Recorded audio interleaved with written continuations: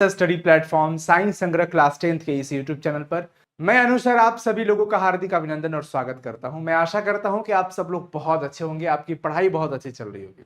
प्यारे साथियों, आज का ये वीडियो आपके लिए बहुत इंपॉर्टेंट है। इस वीडियो को अंत तक देखिएगा। यदि आप बिहार बोर्ड से पढ़ाई कर रहे हैं और क्लास 10th के विद्यार्थी यानी कि मैट्रिक स्टूडेंट हैं, तो कहीं ना कहीं आपके लैंग्वेज पेपर में हिंदी का पेपर जरूर होगा। और हिंदी में जो गोधुली है बच्चों, उसका लेखक का नाम याद करने में बच्चे बड़ी परेशान हो जाते हैं कि सर कोई ट्रिक बता दीजिए। मैं आज एक ट्रिक आपके लिए लेके आया हूं, जो कि मुझे लगता है 1 से 2 बार प्रैक्टिस करोगे आप तो बहुत ही मजा आ जाएगा।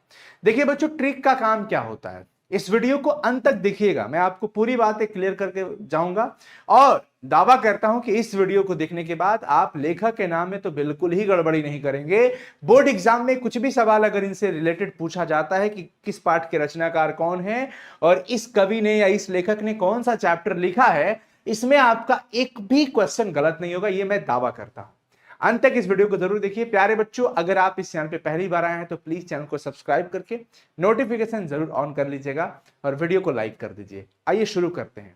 मैं आपको बता दूं कि ट्रिक क्या करता है। ट्रिक हमें बेसिकली हेल्प करता है किसी भी चीज को काफी हद तक मेमोराइज करने में, याद करने में। कभी कभी ट्रिक 100% भी लग सकता है, कभी कभी ट्रिक बहुत नियर अबाउट लगभग में लगता है 60%, 70-80%। तो काफी हेल्प मिलता है चीजों को याद करने में। देखिए, आप सबको पता है कि गोधुली में आपका ये चैप्टर है, ये चैप्टर है बच्चों। प्यारे बच्चों, गोधुली में ये आपका चैप्टर है और सिंपल सा चीज ये आप देखो कि ये इधर चैप्टर का नाम है और इधर रचनाकार का नाम है। और हम अभी बात करेंगे सिर्फ और सिर्फ गद्य खंड पे। किस पे बात करने जा रहे हैं प्यारे बच्चों? गद्य खंड की बात करने जा रहे हैं। वैसे तो अगर आप 2-4 बार कोशिश करेंगे तो वैसे ही आपको ये याद हो जाएगा, लेकिन मैं आपको एक थोड़ा सा कुछ चीजों से रिलेट करके ट्रिक बताऊंगा। अंत तक वीडियो को देखिए। जैसे है कि श्रम विभाजन और जाति प्रथा। श्रम विभाजन और जाति प्रथा किसने लिखा? देखिए भाई, जातिवाद को लेकर के हमारे देश में कई बार ये सब चीजें चलती रहती है और भीमराव अंबेडकर जी का नाम बड़ा आता है कि भीमराव अंबेडकर जी ने संविधान में ये सब चीजें जो है, और वो जाति का बड़ा विरोध करते थे। वो कहते थे कि कोई भी ये जात पात कुछ नहीं, सब ईश्वर के बनाए हुए हैं, सब एक जैसे हो, हवा पानी सब कुछ एक जैसा है, भाईचारे का भाव रखो, ऐसे रहो। ये भीमराव अंबेडकर जी से रिलेटेड है, जुड़ा हुआ है। तो आप सभी लोग ध्यान में रखो, श्रम विभाजन का सीधा सीधा भीमराव अंबेडकर जी ने, बस ये तो ऐसे रिलेट कर सकते हो। जाति को लेकर के अगर किसी का यहां पे भावना आया था कि हम भाईचारे के भाव से रहें, हमें इस प्रकार रहना चाहिए कि हम एक दूसरे के सुख दुख में साथ रहें, खड़े रहें, एक परिवार की तरह रहें, तो वो भीमराव अंबेडकर जी का था। इसलिए श्रम विभाजन और जाति प्रथा पे भीमराव अंबेडकर जी को याद रखिए। विष के दांत। अब भैया, विष का मतलब जहर है। अब विष पीने का किसी ने काम किया था समुद्र मंथन के दौरान, तो किसने किया था? महादेव जी ने किया था, भगवान शंकर जी ने किया था, और उनको नीलकंठ के नाम से जानते हैं। तो विष के दांत नीले हैं। नीले समझ जाइएगा तो नलिन विलोचन शर्मा जी याद हो जाएंगे।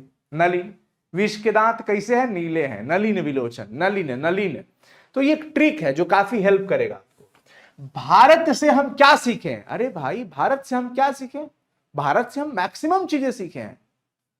भारत से हम क्या सीखें? मैक्सिमम, यानी कि मैक्स मूलर का नाम याद रहेगा।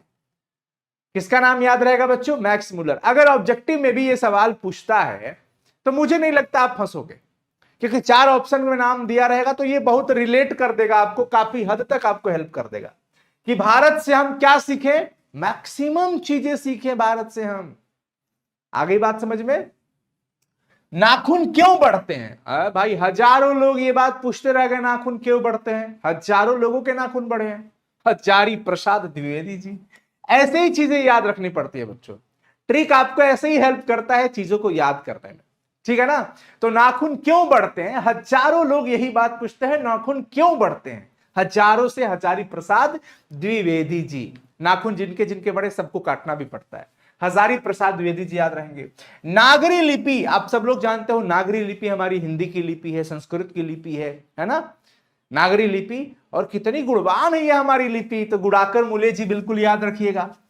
नागरी लिपि गुणवान, बस ऐसे याद रखिएगा, गुणवान। हमारी अपनी लिपि है, हमारे जो हमारी जो हिंदी भाषा है उसकी लिपि है ये। अच्छा, बहादुर। अब बहादुर से अमरकांत जी को कैसे जोड़ा जाए? बहादुर लोग अमर होते हैं, बस ऐसे ही याद रखना है। क्या याद रखना है बस प्यारे बच्चों?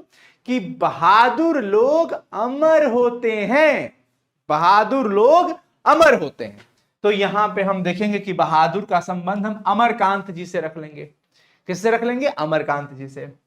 परंपरा का मूल्यांकन किसने किया है? हमारे देश में, हमारे भारत देश में अगर मनुष्य की जो सबसे अच्छी पारिवारिक परंपरा जो आई, एक संस्कार जो आया, वो राम जी से आया, प्रभु श्री रामचंद्र जी से आया। तो परंपरा का मूल्यांकन राम जी ने किया। राम जी से राम विलास जी का नाम याद रहेगा, राम विलास शर्मा। परंपरा का मूल्यांकन है, मूल्यांकन किसने किया भाई? राम विलास शर्मा जी ने। अब मैं आपको इस नाम से लेखक का नाम लिख करके दिखाऊंगा। बने रहिए, वीडियो को अंत तक देख लीजिए, बहुत हेल्प मिलेगा, कहीं ना कहीं काफी हद तक आपको हेल्प मिलने वाला है। जीत जीत मैं निरखत हूं, जीत जीत मैं निरखत हूं, ये आप सब लोग जानते हो बिरजू महाराज जी नाचते थे। बिरजू महाराज जी निरख रहे हैं कि कौन जीत रहा है, तो बिरजू महाराज जी को ऐसे ही आपको दिमाग में रखना पड़ेगा। आविन्यो, आविन्यो, आविन्य में अ और वी, अ और वी दोनों है। अ से अशोक, वी से वाजपेयी, ऐसे ही याद रखिए, अशोक वाजपेयी, अशोक वाजपेयी। मैं जिस तरीके से याद रखा हूं, आप भी चाहो तो अलग ट्रिक बना सकते हो, इसके कई सारे ट्रिक बन सकते हैं, इसमें कोई बड़ी बात नहीं है। तो आविन्यो, अ से अशोक, वी से वाजपेयी, अशोक वाजपेयी, अशोक वाजपेयी, आविन्यो अशोक वाजपेयी, आविन्यो अशोक वाजपेयी। 2-3 बार बोल लेने पे भी रिकॉल हो जाता है, चीजें याद हो जाती है। प्यारे बच्चों, मछली, ओ विनोद जी देख रहे हो जी, मछली, मछली की बात हो रही है यहां पे। तो विनोद कुमार शुक्ल जी, मछली से हम किनको याद रखेंगे? विनोद कुमार शुक्ल जी की रचना। बच्चों अब ये 12th में भी इनकी रचना पढ़नी है। नौबत खाने में इबादत यतीन्द्र मिश्रा जी की है, ये ऐसे ही याद रखिएगा। 1-2 चैप्टर तो वैसे ही याद रख सकते हो। शिक्षा और संस्कृति, शिक्षा और संस्कृति, सत्य और अहिंसा की शिक्षा अगर कोई देता था तो महात्मा गांधी जी देते थे।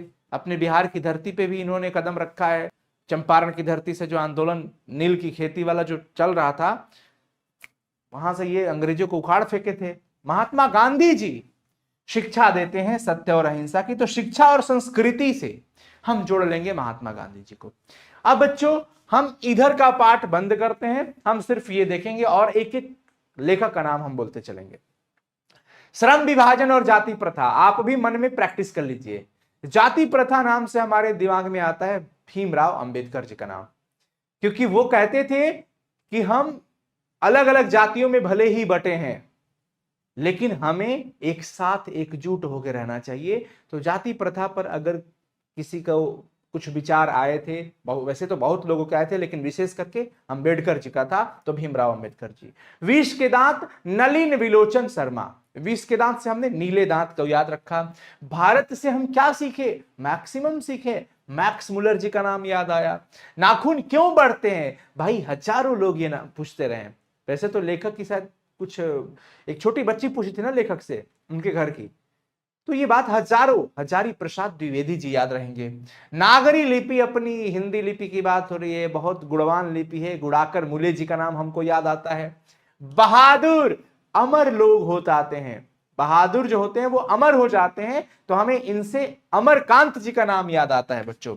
परंपरा का मूल्यांकन किसने लिखा?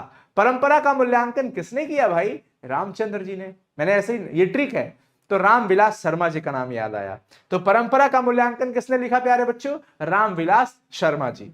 जीत जीत मैं निरखत हूं, पंडित बिरजू महाराज याद रहेंगे। मछली, ओहो विनोद जी, विनोद कुमार शुक्ल। नौबत खाने में इबादत यतीन्द्र मिश्रा जी की है। और शिक्षा और संस्कृति जो चैप्टर है बच्चों, महात्मा गांधी जी की है। इस प्रकार से साथियों ये 12 चैप्टर का हमने आपको ट्रिक बताया। मुझे उम्मीद है कि हमारे मेहनत से बनाए गए इस ट्रिक को आप जरूर पसंद करेंगे। हो सकता है थोड़ा बहुत चेंजेस आप अपने से भी करके कर सकते हो, कोई दिक्कत नहीं है। बस हमारा लक्ष्य एक ही है कि किसी तरीके से हम इस चैप्टर को और इन रचनाकार के नाम को याद कर सकें, क्योंकि प्यारे बच्चों यहां से बिहार बोर्ड के एग्जाम में क्वेश्चन पूछे जाते हैं। तो अब मुझे लगता है कि आपको कोई दिक्कत नहीं होगा और गलती भी नहीं होगी इसमें आपको। तो कैसा लगा ये ट्रिक, अपने सभी दोस्तों के साथ जरूर शेयर करें, कमेंट करके जरूर बताइएगा कि आपको ये ट्रिक कैसा लगा। काफी हेल्पफुल जरूर रहा होगा, मुझे ये भरोसा है। साथियों शेयर कर दीजिएगा अपने सभी दोस्तों के साथ। All the best, thank you so much, bye, take care.